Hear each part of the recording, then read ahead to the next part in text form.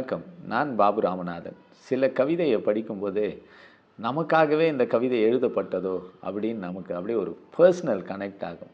அப்படி எழுதப்பட்ட இந்த கவிதையை கண்டிப்பாக உங்க கூட பகிர்ந்துக்கணும்னு நான் நினச்சேன். சாலை இருக்கிறது, அதில் வாகனங்களும் செல்கிறது. சாலையை கடக்கும் பொழுது இறுக பற்றி கொள்ள ஒரு கைதான் இல்லை. அன்பு தான். அந்த அன்பு இன்னைக்கு இருக்கா?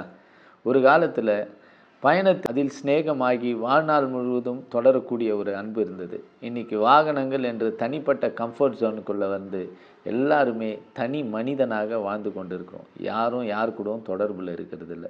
எத்தனை பேருக்கு தன் குடும்பத்தில் இருக்கக்கூடிய சித்தப்பா பெரியப்பா பேர்கள் தெரியும் அப்படின்னு கேட்டிங்கன்னா எல்லாமே கேள்விக்குறி தான். மனிதன் தனியாக வாழ பழகிவிட்டான். அவன் தனி சுகங்களை அனுபவிக்க பழகிவிட்டான்.